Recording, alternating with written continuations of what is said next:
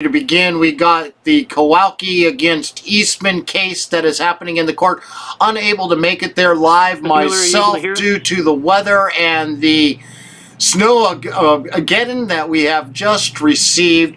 The case is currently just about ready to begin, so bear with me as I get things going here. You probably got to hear some of what they got to say there in the background. I just turned that off real quick. But they are getting things actively rolling on their end. And I hope you guys are all paying attention to what is going on. Please make sure to like and share this video. You're not going to see this kind of stuff anywhere else. Yes, thank you, Your Honor. Good morning. Right.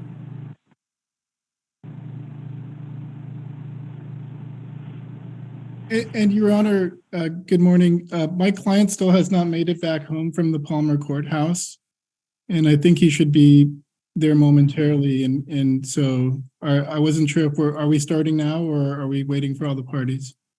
No, I thought at least all the lawyers were on the line.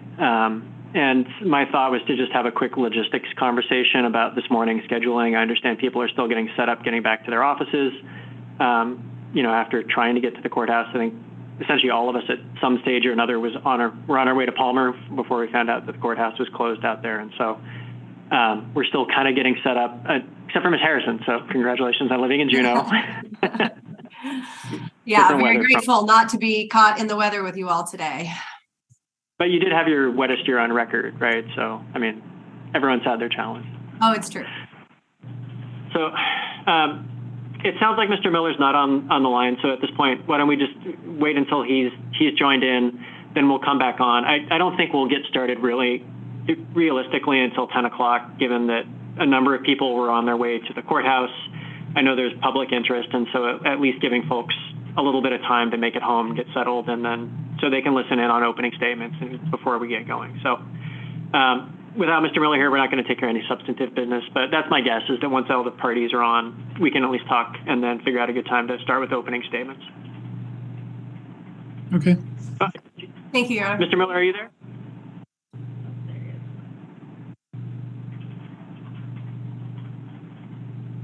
All right, I can see you now, Mr. Miller. Can you hear us? Barely, Judge. I'm having some audio problems. I may have to get out of speaker. We can hear you now, at least. So. Give me just a second, Judge. Stand by. Certainly.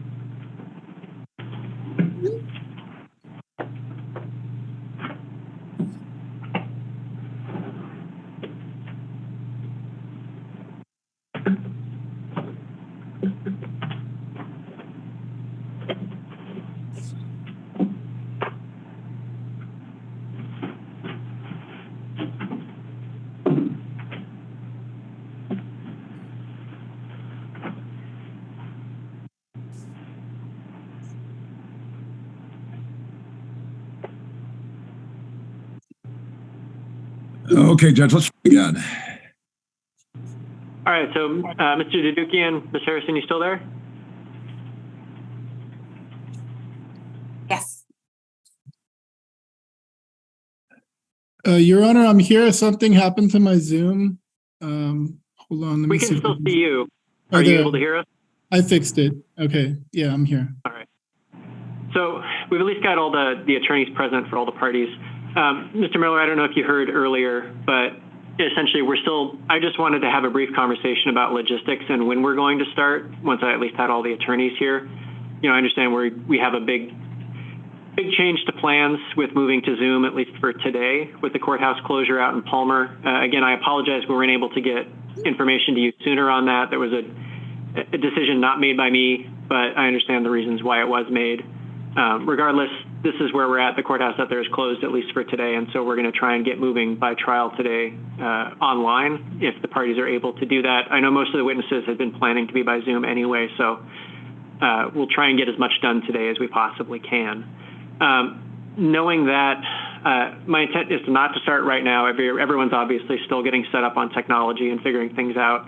We also had pretty large amount of public interest. You know, the reason that I moved this case to Palmer for trial was to allow people to attend in person. That's not going to be possible today due to weather and courthouse closure, but I still want to give a little bit of time for folks to get home, get set up, and figure out the live stream situation so that people can listen in. This is a case that has intense public interest. At the same time, we also need to get moving, so we can't wait forever to get going, but timing-wise, starting with you, Mr. Dedukian, I don't think it's worth even getting started until about 10, but at that point, would you be ready to go and then have witnesses? Yes, Your Honor. I just confirmed with my client and the witness that they're both going to be ready at 10. Okay. Ms. Harrison, my understanding was there was a stipulation, but is 10 o'clock good for you? Yes, that's fine. And the stipulation should be coming to you very shortly. Mr. Miller, if you could give it one final review and give me the thumbs up, I will get it filed. And so I can start whenever, since Okay. I'm a very passive participant. Thank you, Ms. Harrison. And Mr. Miller, it looks like So, you Judge, I will. up. And I am worried about the connection from where we're at right now. I'm in Palmer currently. I'm not in a location with good internet. My client has joined me, so he's ready. But I caught maybe the only thing I heard from the Assistant Attorney General was that the stipulation is ready for me to make a final review. Everything else was lost in that conversation. So I am very concerned about being able to hear the witnesses. I do not have another option, Judge, as far as internet goes. And that's a real significant concern that I have. Did you drop? So my client is connected to the same internet, and apparently he dropped entirely. I don't even know if you guys can hear me because you're all frozen right now. Well, Judge, you moved. We can I see your mouth moving. I don't hear anything. If he wants, he can use the computer and everything and just call in to the Zoom line. He'll be able to hear everything. The screen might freeze every now and again, but at least he'll be able to hear it. How about we have him give her just in case? Yeah. Mr. Miller, can you give us a number where we can call you? We can at least have a phone. We can connect you through the phone at least for the scheduling portion of this. I understand about the internet. That'd be fine. I don't want to publicize that number. Your Okay. your clerk has it. She called me at it earlier this morning. Okay, we'll try and conference you in by that, at least for this conversation. Okay, and hopefully I won't get feedback on the speaker, so I can just. Well, I guess You can just. I'll run it through the phone entirely. Yeah.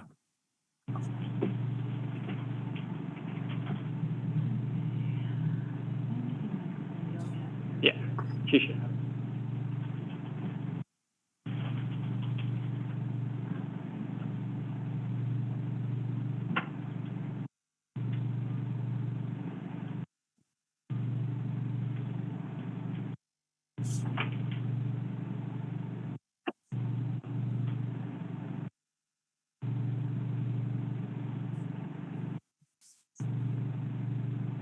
Hello.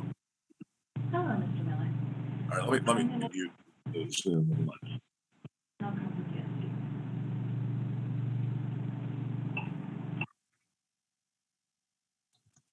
All right, can you hear me? I can hear you. Give me 1 second. All right. All right, Mr. Miller, are you able to hear us on the phone? Yeah, not terribly well. I'm not putting my Bluetooth headphones. And you can just drop off or, turn off the Zoom so it's. Well, I want to watch the witnesses where I can. I have muted the Zoom already. I think there's some feedback coming through maybe my client's computer. Can you mute your? Do you have a mic that's on currently? And Mr. Miller, we're not going to be doing any openings or witnesses right now. You can just. We're going to have to wait. So Okay. I just want to be able to have you hear us while we do some planning. All right. Yeah, I'll just put the phone up on my ear. Go ahead. All right, so Mr. Miller, I take your point about it being a bad internet connection and needing to see the witnesses while they're testifying. So what I would like to do is, and I heard you say you don't have any other options, but it would be helpful if you guys could think of other options, places where you can get a better internet connection. In the meantime, we could do things as much as possible. If there's an option of just doing opening statements or dealing with as many issues as we can while you guys figure out the internet connection issue, but I'd rather not lose an entire trial day here at the beginning. So, and I don't know if you heard at the beginning, but my intent wasn't to start now anyway. There's a lot of people that want to listen in and a lot of folks that have to figure out logistics of how we're going to switch to an online trial, including you. And so my thought was to come back at the earliest at 10 o'clock for at least opening statements, but it sounds like you're going to need a little bit more time than that. So let me know when you think you can have a better answer on if there's an option for better internet. And if not, then we can come back in a bit and check in on the status and when we can really get moving. And Judge, I don't know whether you recall or not, but we're waiving opening until the presentation of our case. And I have no objection to going to Mr. Kowalke's opening. I can deal with that over speakerphone. No issue with that at all. If we could give it until 10:30, I'll check and see if I've got other options. My vehicle, anyway, you know what the snow's like in Palmer. That's why the court got closed. But in any event, we'll see what we can do on whether there are any other internet options, and we can update the court at 10:30.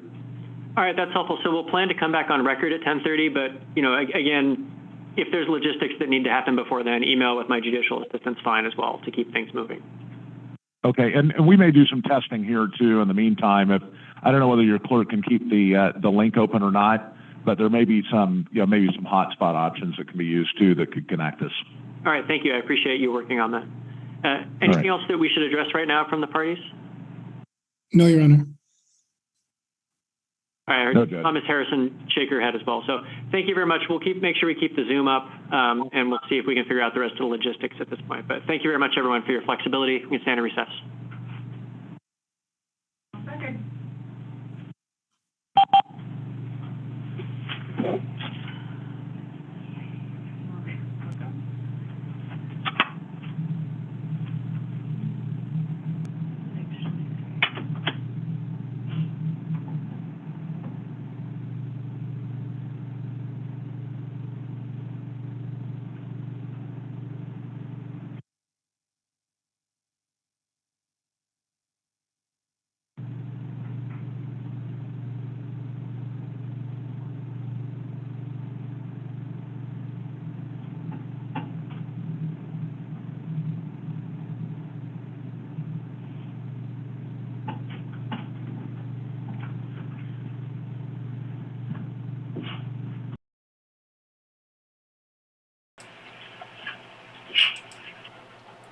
Hello, my fellow Alaskans. If you're just tuning in here with us right now, please take a moment to like and share this video. You are not going to see this broadcasted anywhere else. I have had to go and fill out special paperwork just to be able to live stream their proceedings that they have going on. That's the only reason why you're seeing this live on air right now.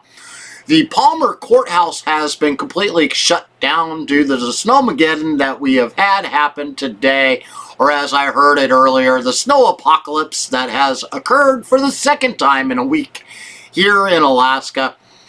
Getting out of driveways is darn near impossible. I'm one of them. I made it about as far as shoveling it around the outside of my vehicle, watched the city plow trucks come into my neighborhood, and completely bulldozed the front of my entrance in. There is no hope in hell I'm going to be able to make it out there today. I had full intentions of being in Palmer right now, live streaming this court hearing to all of you. They are postponing it currently until about 10 o'clock this morning. But they do plan on holding the trial today. This is supposed to go until about 4 p.m. tonight. I am going to do my best to be here live streaming this all to you all day long. And I have cleared my schedule, but no promises. I can't guarantee that this is going to stay that way. I do work for a living. Maybe you guys can help me solve that problem, make it so that I can be here all day, day in, day out, 365 days a year, maybe even sitting in Juneau waiting for them to come out of down their sessions that they're having in their committees, or when they get off of the floor and they get done discussing a bill or voting on one. I would like to be that guy standing there in the hallways demanding, insisting to get them on the record, hearing their voices of those legislators in Juneau exactly where they stand at when it comes to our elections here in Alaska. So this case has been postponed, like I said, until about 10 o'clock this morning. That is because all available parties are currently trying to get themselves all set up on a reliable Zoom connection. Representative David Eastman has been sitting at the courthouse since about 8 o'clock this morning, was the last communique I had with him, waiting patiently to get into this case. Of course, the courthouse is closed, and they did not announce this to anybody until well after the case was already supposed to be going, from my understanding. Thank God I took the time to do the research to find what I needed to find to be able to get this to all of you. Our judicial system has, in effect, taken over our elections. Since 2020, they have been determining by the bench how our elections are going to be run and who will get elected. And this is one of those cases that falls right in those lines.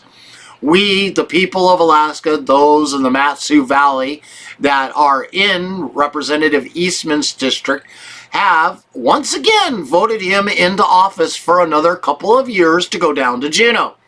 But the very far left fringe out there say that they don't think that Eastman deserves to be in Juneau, that he is a threat to our nation because he belongs to a group called the Oath Keepers.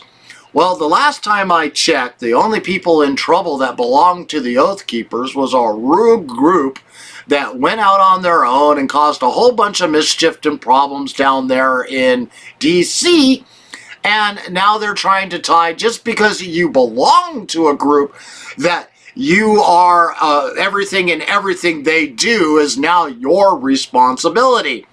Well, Democrats, how many of you belong to the KKK? How many of your ancestors belong to the KKK? Have lifetime memberships with them in the past? Maybe we should all be looking at you and doing the exact same thing and looking at having lawsuits filed against you. Or how about all those people that you like, Farrakhan, and your relationships with them, or the photo ops of David Duke? We could just keep going on down the list of all the different extremists out there that literally should not be serving in our office out there, but they are.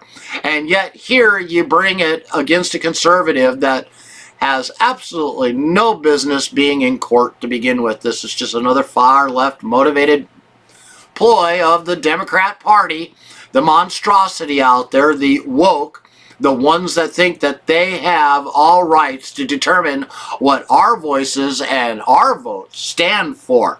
Doesn't matter what you did vote for, they're going to determine what is best for us no matter what, just like they do in our school systems.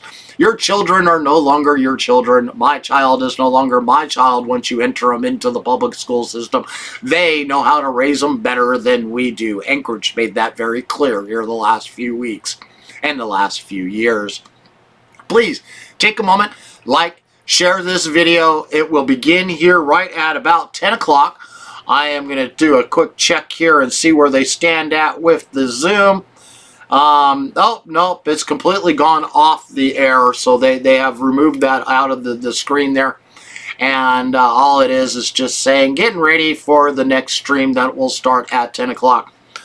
So bear with me, folks, if you're just getting here.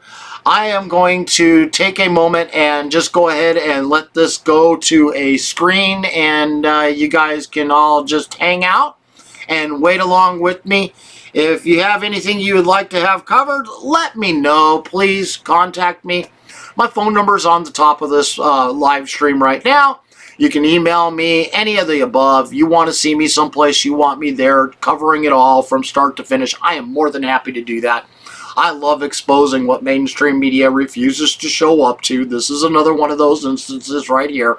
Mainstream media is going to give you your 30-minute take on what happens, and the only way you're going to find out all the details is to watch streams like this one. Again, this is going to begin at 10 o'clock. It was supposed to begin at 9 o'clock this morning, but at the very last minute, the Palmer Courthouse is completely shut down. David Eastman had taken the time. He made it all the way in there this morning. I had received a message from him asking if I was going to be there, and I had to let him know that unfortunately, due to the snowmageddon, the snow apocalypse that we received again for the second time in a week, has me blocked into my driveway, unable to get out. Hopefully that will not be the case tomorrow, and I'll be able to get out there and take things on. But again, we're here live, waiting.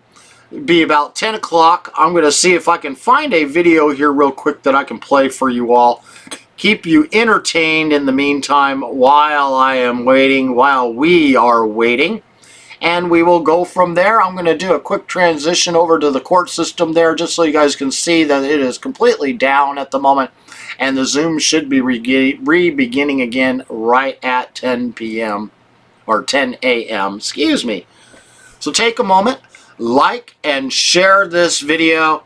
So that's what we got happening right now in front of us is absolutely nothing, waiting for the court hearings to begin.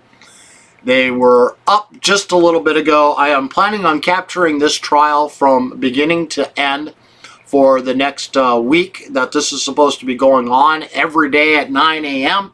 If you can show up to the Palmer Courthouse, it would be greatly appreciated.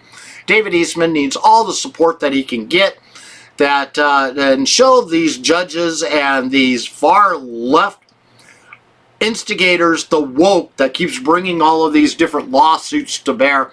I mean, we got Senator Shelley Hughes, we got Kevin McCabe, we got David Eastman are all facing the left's woke litigation through the court system right now. And they're just pushing the buttons, using the bench to litigate their cases and fight and completely try to destroy anything that has to do with having a fiscally responsible government. They don't want that. They want that money free-flowing directly into their pockets. That's what the special interest is all about. The person that brought this case against David Eastman is one of those that, congratulations, got us ranked choice voting. Yes, you heard right. He's one of the instigators behind that. He's one of the instigators that worked on the recall. He's working on this one against David Eastman, claiming that he is a threat to the nation, and our Constitution says you're not allowed to be serving in office if you're a threat to the nation. It says so in our Constitution, and that's what Kowalke is trying to prove now. God forbid one day they're going to say the Boy Scouts of America, because of their values and what they have and their laws and bylaws, you will now be a threat to the nation if you were a part of the Boy Scouts. I mean, that's kind of the next level that they could take this, and that's the kind of extreme that we're facing here in our courts and our system going on throughout our state, throughout our nation right now. So we'll just have to wait and see where this is going to go, what is going to happen next. It is really, really all determined on basically where the next of this stuff is going to happen at. Let's see if I can get this one up here on the screen. I always loved this video.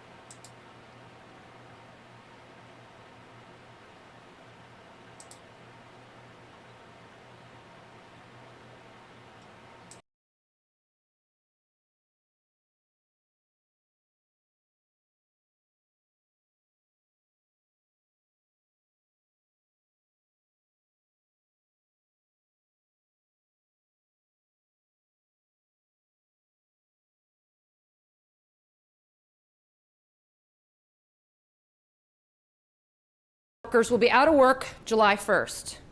That does not include the tens of thousands of teachers and university employees around the state of Alaska. Everyone out of jobs will not be paid. For the reverse sweep, about $130 million will not be funded in the budget. Holes all over the budget. What kind of programs? The whammy. You want doctors? We're not going to pay for them anymore. The Alaska Scholarship Funds. All the folks that are trying to get an education at the university, gone. Remember a couple years ago when that happened? The public didn't like it. There were rallying cries right out in front of our building here. Community assistance, gone. Victims Restitution Fund, gone. The Power Cost Equalization Fund will be swept. All of those programs will not be funded. With the CBR vote not being funded, there'll be small to nearly nothing capital budget. No oil tax credits paid at all. 2/3 of the school bond debt reimbursement gone, not funded. Think about all of these year-round jobs, good pay with benefits that support families, gone. Nothing. Nada. Hey, if you drive over a bridge, I suggest you hold your breath and pray, because it could fall on you, because no one's going to be around to fix it. If you want a permit to mine, nope, not going to happen. If you're on food stamps and you call up and ask someone to process your application, no one will answer the phone. If you're on Medicaid and you need emergency surgery, no one's going to authorize it because no one will answer the phone. Medicaid will be shut down. You call a state trooper, I'm sorry, you'll be sitting on the side of the road bleeding. No one will answer the phone. Summer school teachers, all those kids that were not in school for the past year, there is summer school going on right now. July 1st, nope, they're not going to get paid. Those teachers, your kids, go home. No one's going to be paid. Why? Because we want a bigger dividend. So $325 million approximately pays for a $500 check. So $1,000 dividends, about $650 million, and so forth. So I ask you this, what is the better investment? $325 million in helping people take a $500 check to pay for rent, to pay for utilities, to pay for school clothes, their debt, maybe the college, maybe on travel, putting in savings, whatever it may be. Some folks really need this money, absolutely. But we have programs to pay for those. We have rent assistance. We have $200 million for Alaska housing assistance. We have a very robust Medicaid budget. We have scholarship assistance for people.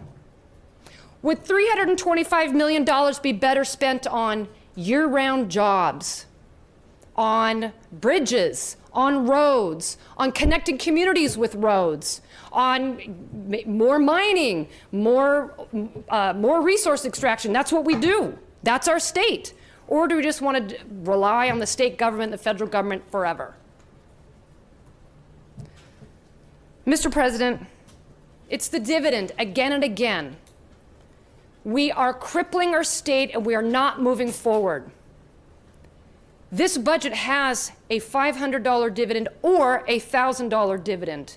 Not to mention all the other federal money that people have received this year. $1,400 in the CARES Act. Another $600 in the Alaska Recovery or American Recovery Act.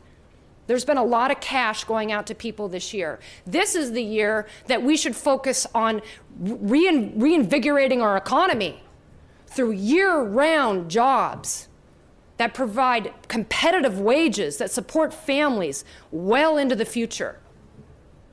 But no, here we are. Here I am.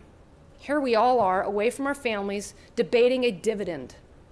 The greed and the entitlement is astounding to me. I just don't fathom it. My father is at home dying of cancer, and I am here listening to the biggest crock of crap I've ever heard. I'm so sick of it. Get a grip, people. Vote for this budget, or no state trooper, no one will answer the phone. Thank you. Thank you, Senator von Imhoff.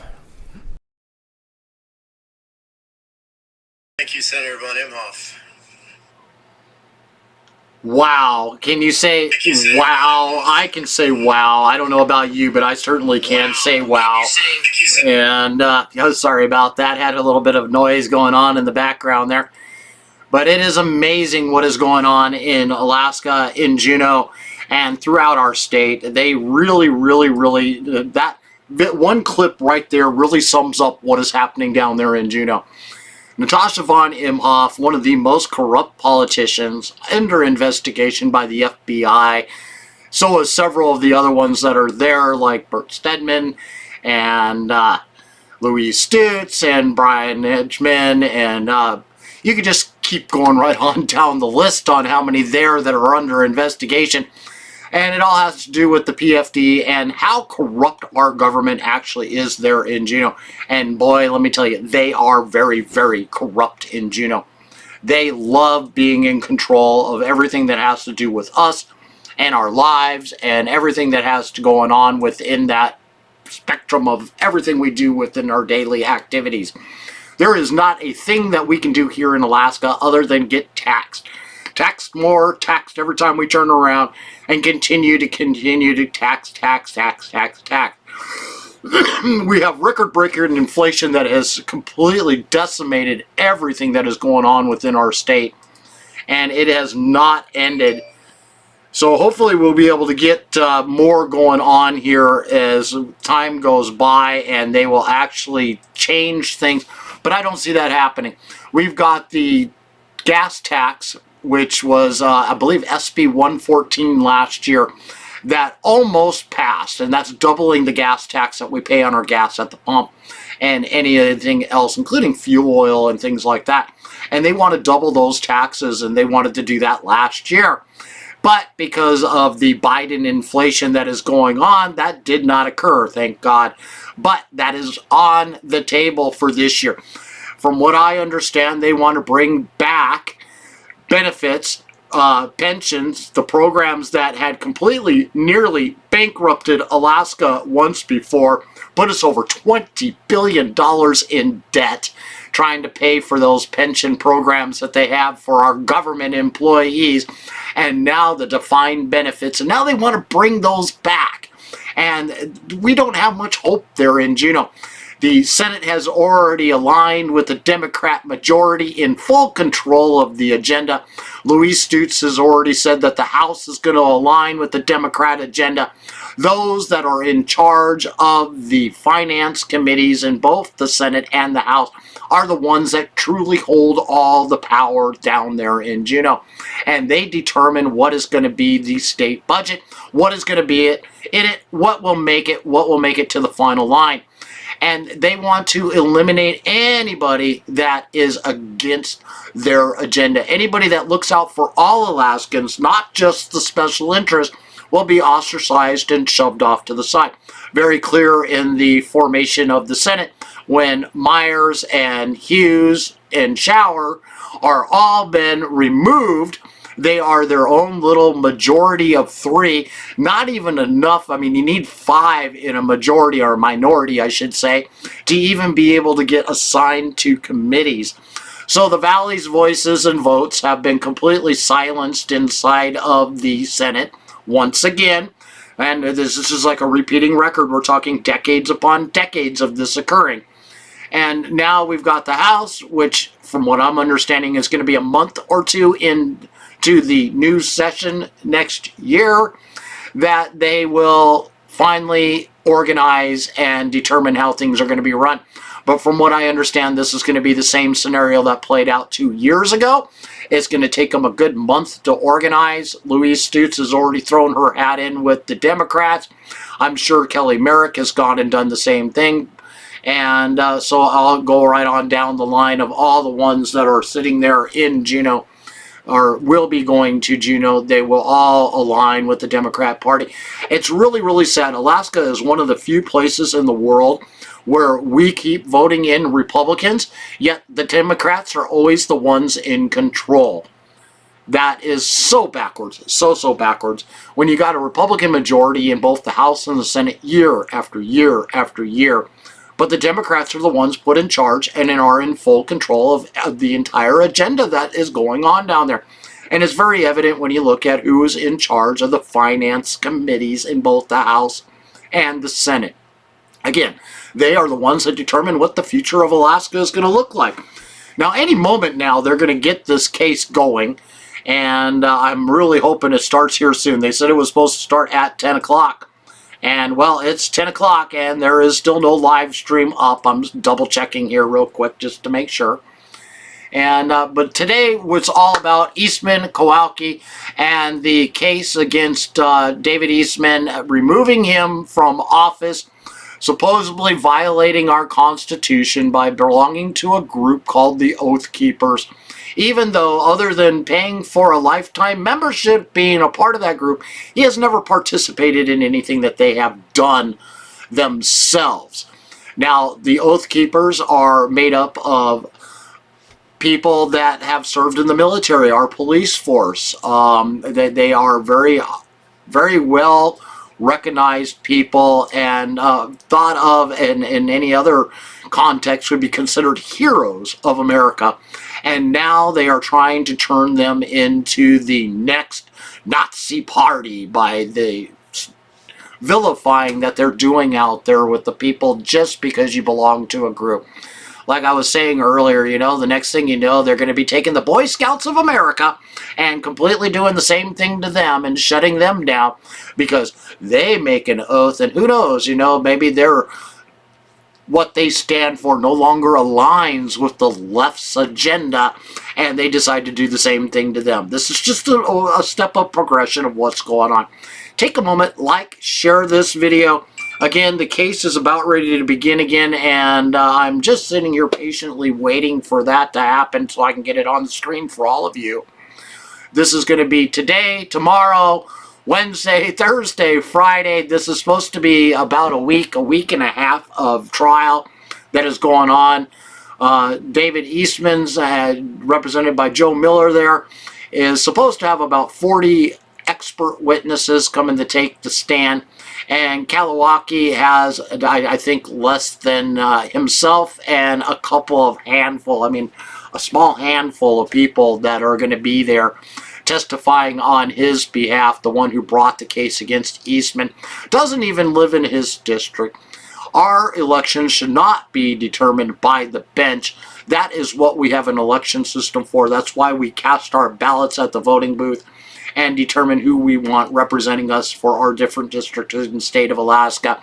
Our elections should not be determined by the bench. But since 2020, our elections have been determined by the bench when they removed all signature requirements from our elections, forced us to do an all mail-in voting for the special election earlier this year.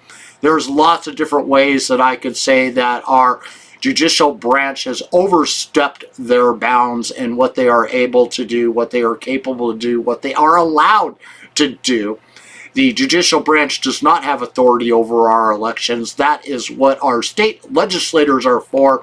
The 60 that we elect to go down the Juno, that is what our lieutenant governor is for, who is in charge of being the oversight of the Division of Elections. But we all know how the current Kevin Meyer has been when it comes to being our lieutenant governor and our elections. He has done everything to bury anything that has to do with making sure what is happening down there is transparent to all of us. Just like the report that they did on the 2020 election, discovering all the faults and things that were wrong with it. The report is completely redacted. You are unable to read it. And if you are wanting to read it, you got to sign a NDA, a non-disclosure agreement, not allowing you to speak about what you see or what you read. What is in that report that they don't want us to see? Never forget, 100,000 Alaskans' voters' information was stolen from the Permanent Fund Corporation a good month and a half before the 2020 election happened, and they didn't let us know about that theft of all of our voter information until a month after the election was over with. What happened 4 months later? Every person who files for dividends information was stolen. That made the radar for less than a day's worth of news because they wanted that buried as fast as possible so that people wouldn't put two and two together, knowing that every Alaskan's voters' information had been stolen by hackers. Nothing says that our elections are fair and free.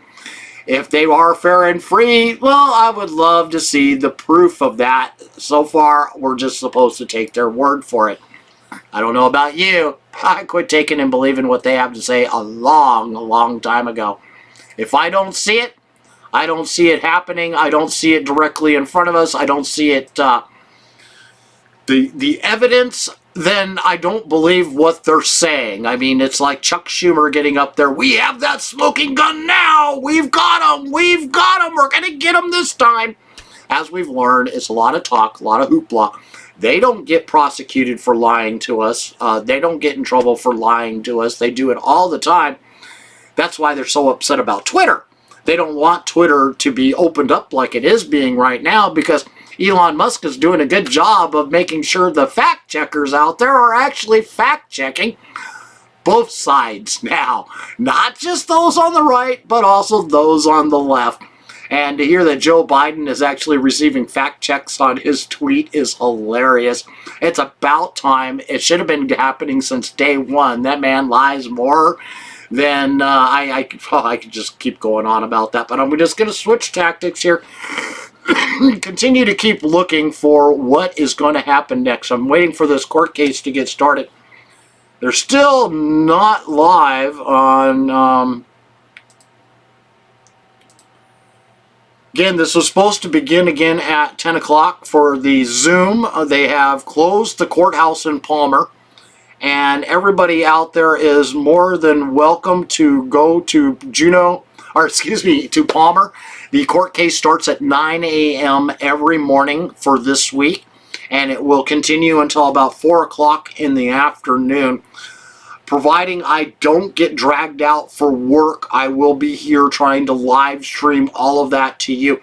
I was planning on being in the courthouse in person this morning, but I couldn't get out of my driveway, just like many else of you out there couldn't get out of your driveways.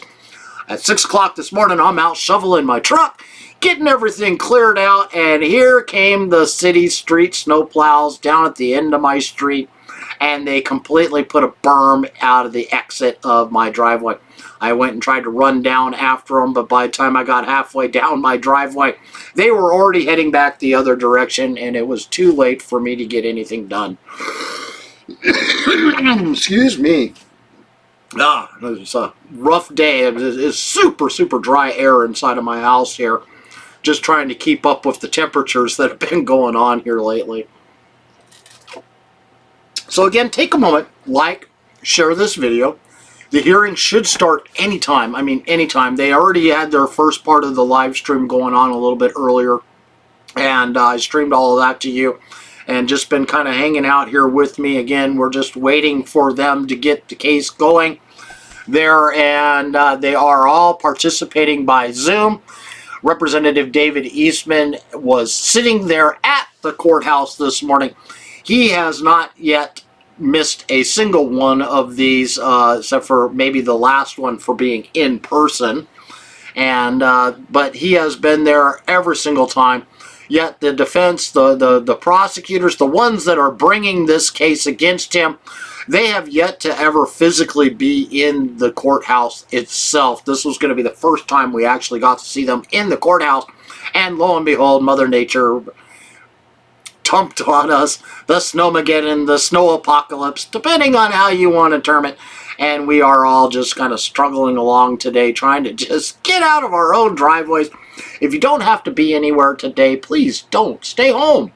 Enjoy the snow day. Get out with your kids. Go build a snow fort. Build a snowman. I know it's a little dry for a snowman, but with that much snow, you could build a big old huge pile and just shape it into a snowman. Yeah. Hey, my snow is so high outside right now, I stand 6 foot tall and my piles in my driveway are over my head.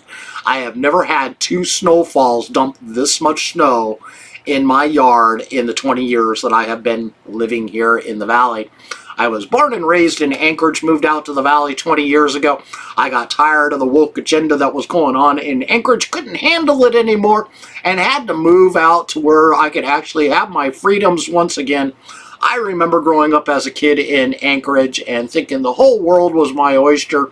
There was nothing that could stop me. And then as I got older, as the years started going by, the Alaska Assembly and the government in control of Anchorage did their utmost to turn it into one of the most woke California-like cities that you have ever seen. And it just completely gone downhill from there. I mean, they even got a homeless problem that rivals them in California. And they spend hundreds of millions of dollars, in fact, over $300 million in the last 3 years, combating the homeless problem in Anchorage for 2,200 people. That $300+ million they have put out could have bought a 4-bedroom home for each and every one of them. And they could have been easily been off of the streets by now. But that is not the intention. That money does not make it to them. They're lucky if 5% of what is being contributed to the homeless problem in Anchorage actually makes it to help the homeless. The majority of the bulk of that money all goes into the big monster organization that is running it. So here we are, 15 minutes past, and we're still waiting for them to get started here. And the court case is still offline. It was supposed to, again, start again at 10 o'clock. I'm going to double check and refresh here just to make sure that they have not done anything new. Nope, it is still offline. So bear with us here, folks. We'll just continue to keep trying here to get this to go. And it will be a few more minutes, I'm sure. In the meantime, I'm going to show that video one more time for Natasha von Imhoff, because it is one video that is worth rewatching. It really does emphasize the dysfunction that we have going on down there in Juneau. The hypocrisy, the greed, and entitlement is astounding. The list that she gives at the beginning of this, before she says those famous words, is just gaslighting. It is nothing more than trying to scare you into thinking that if we don't give up our PFDs, that our government will completely collapse. Our social system will completely collapse. The people that are feeding off of the trough of our government will completely shrivel up and disappear and blow away if they don't steal our PFDs to keep them funded. Well, when you got a school system that is the worst in the nation at triple the cost anywhere else, and they still perform the worst in the nation and are not doing nothing to improve it, they're more worried about closing a school or schools. When you've got 6 different schools on the chopping block, you could close all 6 of their schools and still not fill the remaining schools to capacity. That just gives you a concept of where they are at in Anchorage. And people are crying over this. They're so upset that this money is not there, that they think that the declining population, the 6,000 less students, has nothing to do with them not being able to make budget anymore. They think it all has to do with our government, our Alaska legislators, not increasing the student base allocation, the SBA. And I just find that atrocious that they get away with these lies. If they would have done what they should have done a decade ago when the numbers started to decline and started remodeling the school districts to match the declining population, they wouldn't have a budget shortfall right now. These 6,000 students that did not return back to the school system, those 6,000 students combined is about $100 million worth of revenue that should have been going into the Anchorage School District. But that $100 million never arrived because those 6,000 students that left aren't sitting in the seat, so that's 6,000 less heads they're receiving their SBA cut from the student base allocation. If you do the math on the current numbers that they have out there, that's roughly about $100 million right there that the school system is receiving less. $100 million less than what they had been prior to that. Again, we're just sitting here waiting patiently for the court case for David Eastman against Kowalke, or Kowalke against David Eastman, to begin. Should be any time now. It was supposed to restart, like I said, at 10 o'clock, and they are still not showing it. I'm still not showing any live stream for that whatsoever. So we're going to watch Natasha Imhoff one more time. Maybe by the time this gets over with, we'll be back to where we were here just a minute ago, and things will be going good from there. Okay, we are back on the record and debating the conference committee report. Is there anyone else that would like to? Senator von Imhoff. Thank you, Mr. President. So I just want to make sure that the folks that are listening at home fully understands the consequences for today's actions. A no vote means the budget doesn't pass. 22,000 people, state workers, will be out of work July 1st. That does not include the tens of thousands of teachers and university employees around the state of Alaska. Everyone out of jobs will not be paid. For the reverse sweep, about $130 million will not be funded in the budget. Holes all over the budget. What kind of programs? The whammy. You want doctors? We're not going to pay for them anymore. The Alaska Scholarship Funds. All the folks that are trying to get an education at the university, gone. Remember a couple years ago when that happened? The public didn't like it. There were rallying cries right out in front of our building here. Community assistance, gone. Victims Restitution Fund, gone. The Power Cost Equalization Fund will be swept. All of those programs will not be funded. With the CBR vote not being funded, there'll be small to nearly nothing capital budget. No oil tax credits paid at all. 2/3 of the school bond debt reimbursement, gone, not funded. Think about all of these year-round jobs, good pay with benefits that support families, gone. Nothing. Nada. Hey, if you drive over a bridge, I suggest you hold your breath and pray, because it could fall on you, because no one's going to be around to fix it. If you want a permit to mine, nope, not going to happen. If you're on food stamps and you call up and ask someone to process your application, no one will answer the phone. If you're on Medicaid and you need emergency surgery, no one's going to authorize it because no one will answer the phone. Medicaid will be shut down. You call a state trooper, I'm sorry, you'll be sitting on the side of the road bleeding. No one will answer the phone. Summer school teachers, all those kids that were not in school for the past year, there is summer school going on right now. July 1st, nope, they're not going to get paid. Those teachers, your kids, go home. No one's going to be paid. Why? Because we want a bigger dividend. So $325 million approximately pays for a $500 check. So $1,000 dividends, about $650 million, and so forth. So I ask you this, what is the better investment? $325 million in helping people take a $500 check to pay for rent, to pay for utilities, to pay for school clothes, their debt, maybe the college, maybe on travel, putting in savings, whatever it may be. Some folks really need this money, absolutely. But we have programs to pay for those. We have rent assistance. We have $200 million for Alaska housing assistance. We have a very robust Medicaid budget. We have scholarship assistance for people. Would $325 million be better spent on year-round jobs, on bridges, on roads, on connecting communities with roads, on more mining, more resource extraction? That's what we do. That's our state. Or do we just want to rely on the state government, the federal government forever? Mr. President, it's the dividend again and again. We are crippling our state and we are not moving forward. This budget has a $500 dividend or a $1,000 dividend. Not to mention all the other federal money that people have received this year. $1,400 in the CARES Act. Another $600 in the Alaska Recovery or American Recovery Act.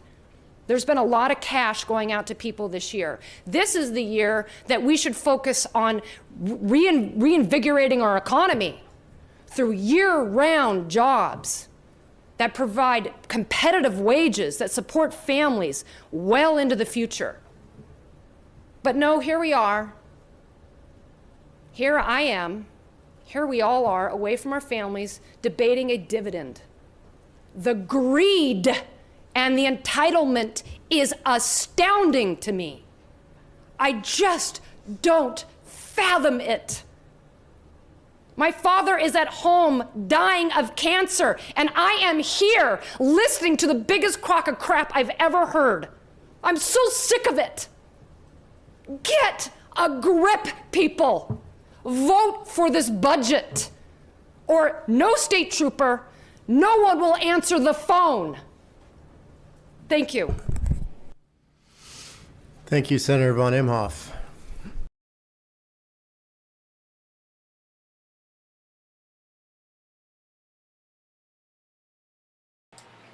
Well, we're still sitting here waiting. As you can see by the screen there, it has not begun.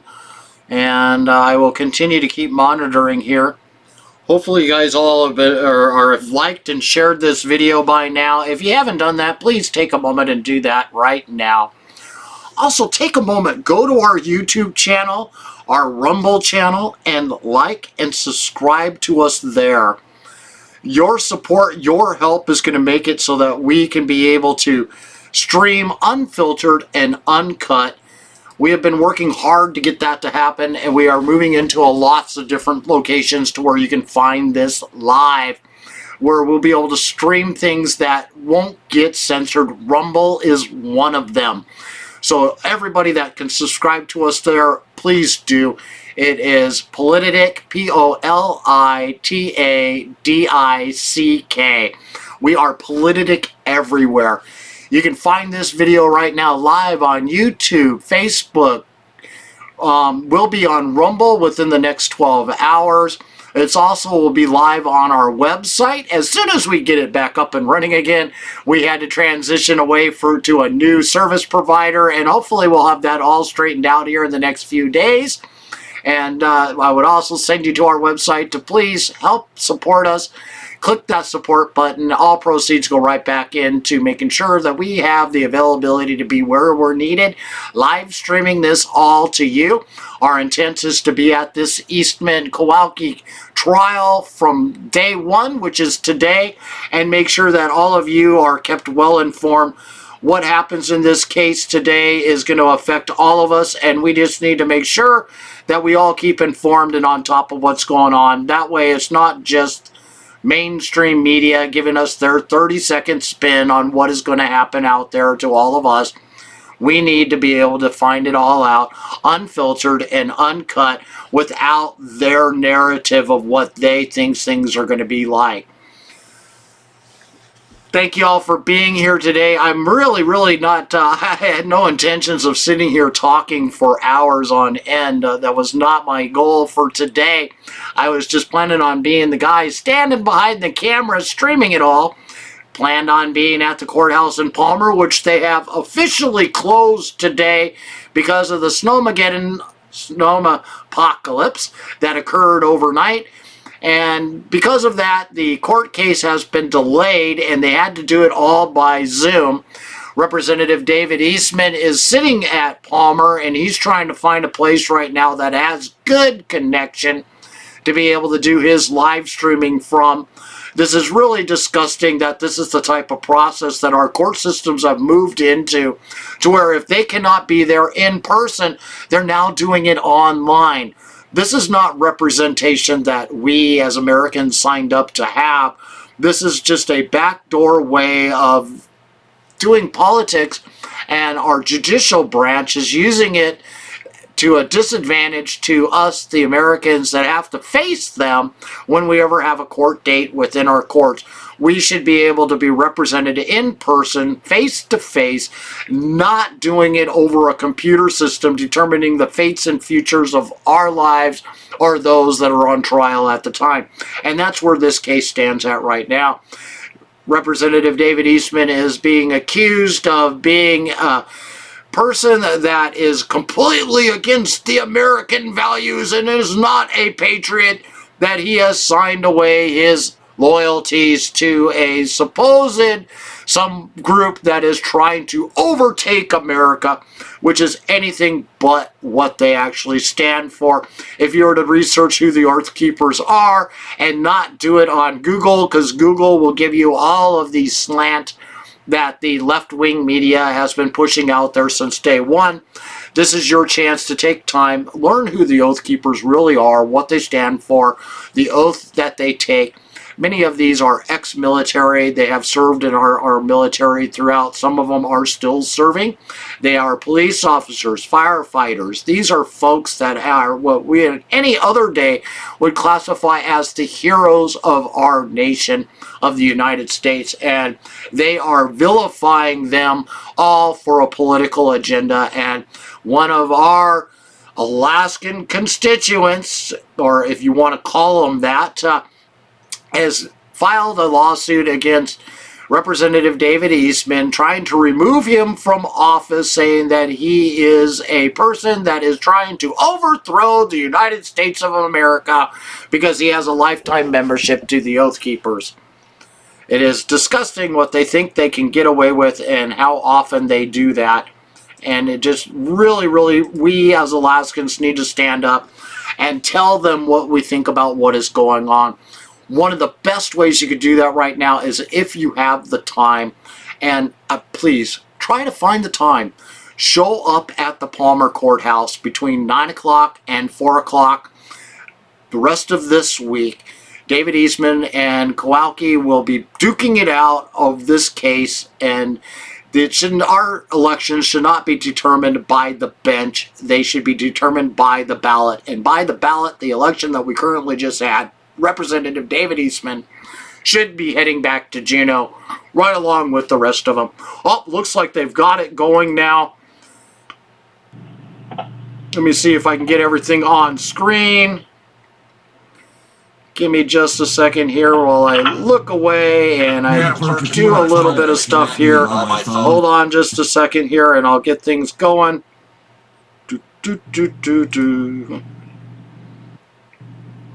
Alright, looks like I got it all into place. They're going to get things going. So I am going to quiet down on my end so that we can just watch what is going to happen. This is the Eastman, or Kowalke against Eastman, about the Oath Keepers that he belongs to and them trying to remove him from office. Again, take a moment, please like and share this video. Have a great time, and I will see you here a little bit later.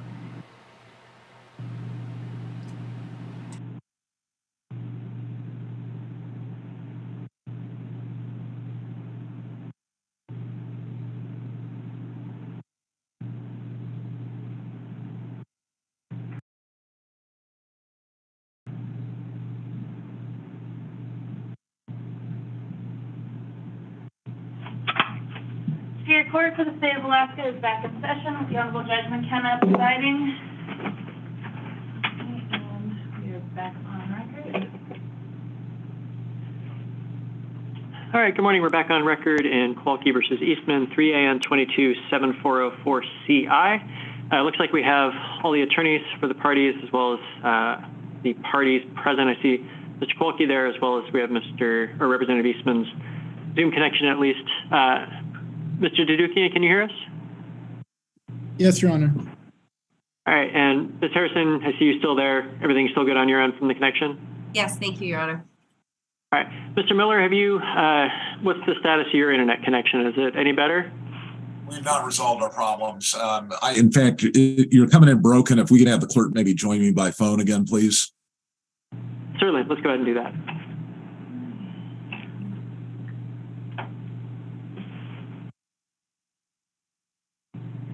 Mr. Miller, give me a second to connect you there.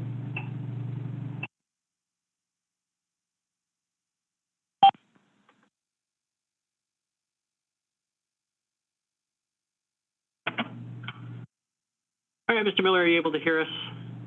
I can, Judge. Thank you. Okay. So it sounds like connection-wise, there were no other options for you to get to a better high-speed connection so you could be part of the Zoom? There's not, Judge. I'm sorry. I'm at a personal residence, and there just isn't really much options, especially with the snowfall here in Palmer right now. My client, I think, I'm not sure if he's even able to join right now. I have no objection to going forward with opening, but we obviously are going to have difficulty, I think, in connecting for purposes of testimony. I understand that. I've got a couple of suggestions. First of all, opening statements, I didn't expect them to be incredibly lengthy, and so Mr. Dedukian, if you request it, I would suggest we just put off openings until we're actually ready to do testimony. It seems like I don't think we're saving ourselves a lot of time if we do openings today and then put off testimony until later. I think just it functionally makes more sense to keep it together. So what I'm looking for then is suggestions from the parties scheduling wise. You know, I don't know what the situation is going to be like tomorrow with the plowing and if we're going to be able to get the courthouse open. What I think would be probably the best use of our time, since I can't think of any legal issues that need argument or need resolving at this point. I don't know if it makes sense to keep the parties on for significant hearing today if we're not able to do testimony. So really what I would suggest is that we look at, you know, the potential for there being an opening at the court tomorrow so that we can be in person, but it also behooves us to make plans for the fact that that may not happen. You know, we've had 4 days of school closures here in Anchorage. It sounds like there's supposed to be another couple inches later today, and then later in the week, the potential for even rain, which is not going to help the roads any. And so, you know, no one knows what the weather is going to do, but I think we need to come up with a backup plan in case we need to move this trial online, because it does need to get going. And so, Mr. Miller, my hope is that, you know, I understand at the moment you're at a personal residence and you don't live in Palmer and there's limited resources there, but my hope is that somehow we can find a way for you to get a good internet connection so that if we do have to get online, there's somewhere that you and your client can be so that we can at least start with testimony tomorrow, whether it's in person or an entirely Zoom trial, recognizing the situation we're at with the weather. So with that sort of plan or that suggestion for the parties, I'll kind of go through and check in with everyone and see if they have alternative suggestions or if that works. So Mr. Dedukian, what are your thoughts? Well, Your Honor, I have a few thoughts. One is that I haven't conferred with our experts about their availability. One was supposed to testify today and the other was supposed to testify tomorrow. I'm wondering if we could at least do the direct of our expert today, because it looks like Mr. Miller the video is working fine and he can hear just fine. So I think we can accomplish a little bit by doing openings and the direct testimony of our first expert. I would just need to check with him that he's available for cross tomorrow. And that way we would, you know, make the best use of the available time, because we are short on time and the court has already acknowledged that. And so I'm just trying to think of ways that we can at least make some use of today. All right, understood. Ms. Harrison?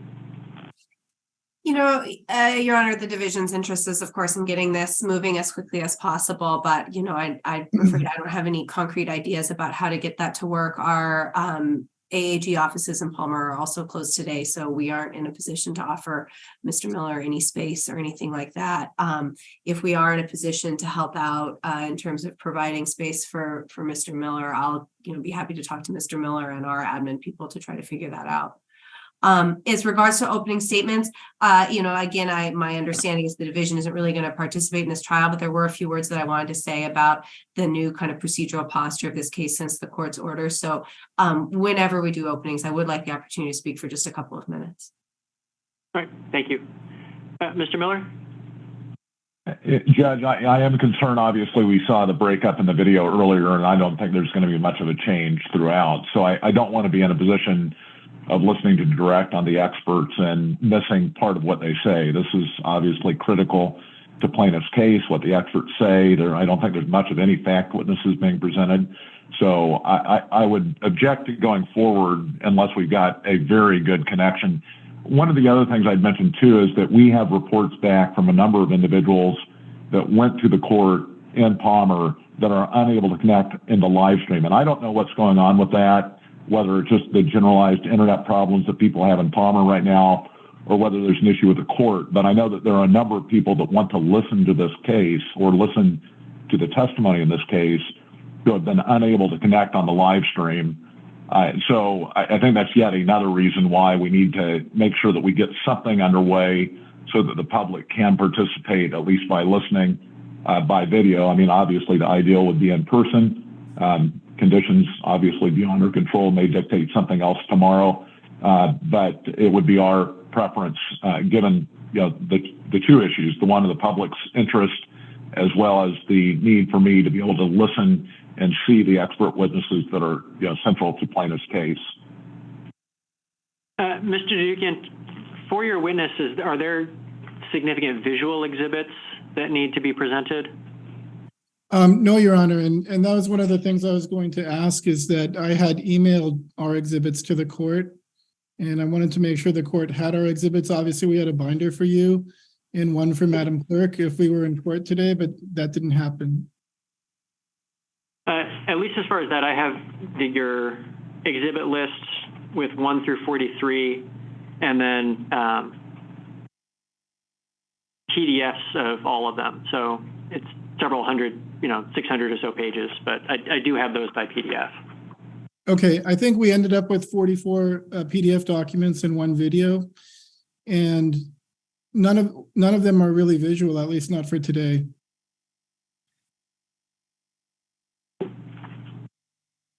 So,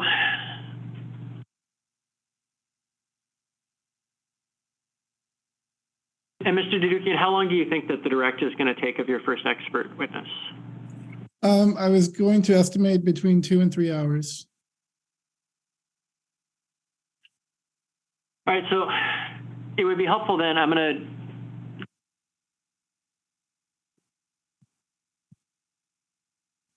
to, Mr. Miller, I would hate to lose even that much time, given how impacted we are here. I completely understand and sympathize with your situation as far as a bad internet connection. It makes it tough to participate. It's certainly hard, especially if things get choppy. Are you able to hear if you're by phone from the situation here? At least is this connection that we're having, is that an okay connection? Yeah, so far, Judge, it seems to be working. Obviously, the video has demonstrated that it's not reliable. And clearly, I mean, you probably recall, Judge, that we had a big spat over Representative Eastman showing up in person for his deposition just several weeks ago, where the plaintiff's counsel argued vigorously that they needed to look at Mr. Eastman during the deposition, that it was critical to them to be able to do so. I would just simply repeat that same argument with respect to their central witnesses, their experts. I think it's critical that we be able to look and see their visuals. I think that it's important for us to see what's going on around them, what they're looking at. Obviously, Zoom is not the most ideal, but certainly just an audio connection makes that even more impacted as far as our ability to judge the witness and to listen and see the reactions of that witness. So it's, we'd object to it. Certainly we'll comply with the court's directive if you direct us to go forward, but we'd object to being basically limited to primarily an audio connection with these expert witnesses, given the fact that they're central to the plaintiff's case.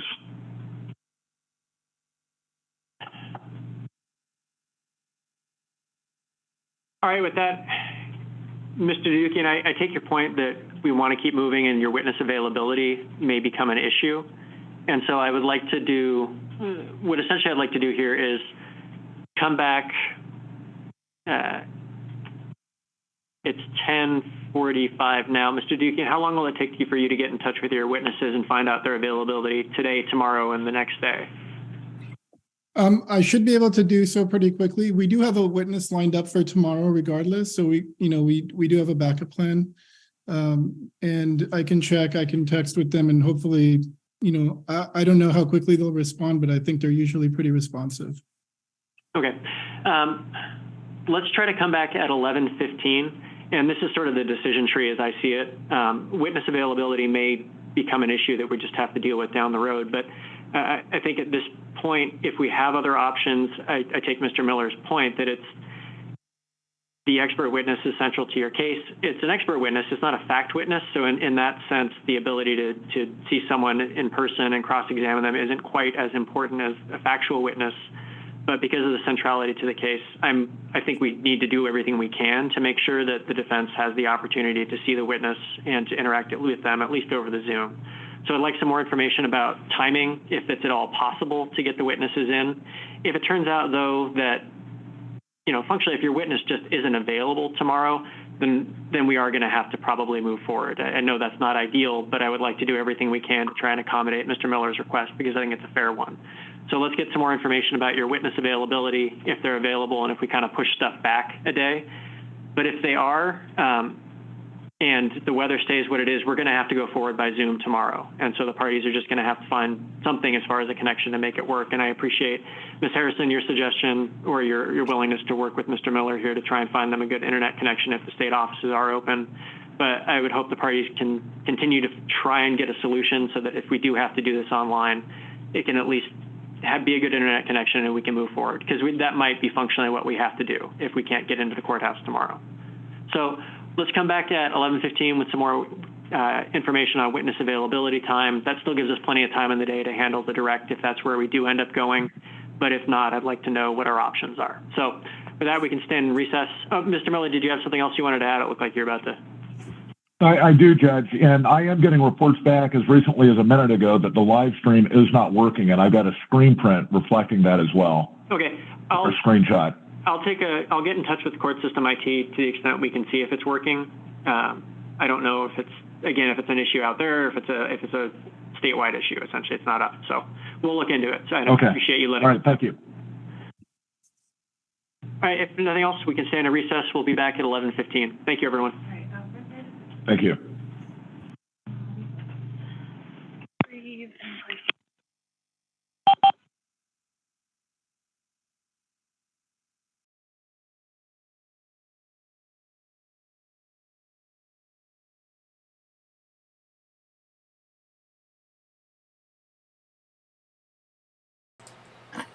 Get my microphone turned back on there. Thank you all for tuning in. I will be back at 11:15. I'm going to go ahead and stop this live stream right now. I've got, as you can see by my jacket being on now, I currently have a customer here at my shop, and I need to actually do some work while I am waiting, just like you guys are. But again, I'm going to restart this video back up, so that way we don't have to sit here and wait for the next half hour for them to get their heads out of their woohoos and determine on how they're actually going to run this court case. It is really, really, really sad that our judicial branch has been turned into such a mockery for being able to hold a trial. We should not be doing this by Zoom. This should be in person. Witnesses should be in person. If they cannot do it because of the Snowmageddon, Armageddon apocalypse that we just got done going through again, they need to postpone this case, or they need to completely dismiss it for what they should have done since day one. Please take a moment, share this video. I will see you guys all here again at 11:15 as soon as they get themselves re-going. Thank you guys all for being here. Again, like and share. We'll see you at 11:15.